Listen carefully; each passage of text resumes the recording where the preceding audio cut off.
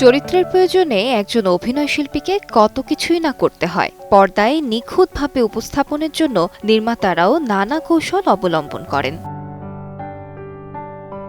এবার হেয়ার সিনেমায় প্রচলিত কৌশলকে রীতিমতো বুড়ো আঙ্গুল দেখালেন রবার্ট জেমেকিস।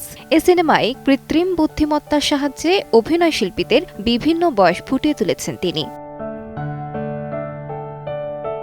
হেয়ার সিনেমায় জুটি বেঁধেছেন ফরেস্ট গাম্প খ্যাত টম হ্যাঙ্কস ও রবিন রাইট। কয়েক দশক ব্যাপ্ত এ ছবির গল্পে কৈশোর থেকে ৮০ পেরোনো বয়স পর্যন্ত পুরোটাতেই অভিনয় করেছেন হ্যাঙ্কস রাইট, অথচ এখন তাদের বয়স যথাক্রমে ৬৮ ও ৫৮।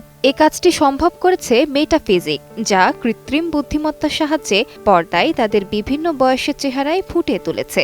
হ্যাঙ্কস ও রাইটের পুরনো চলচ্চিত্রগুলোর সঙ্গে কৃত্রিম বুদ্ধিমত্তাকে পরিচয় করানো হয়েছে।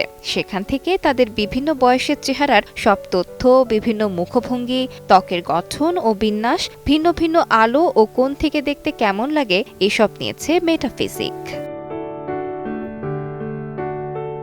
কৃত্রিম বুদ্ধিমত্তার সাহায্যে অভিনয়শিল্পীদের বয়স কমানোর এটাই অবশ্য প্রথম উদাহরণ নয়। এর আগেও দ্য আইরিশম্যান ও Indiana Jones and the dial of ডেস্টিনিতে ব্যবহার করা হয়েছে কৃত্রিম বুদ্ধিমত্তা।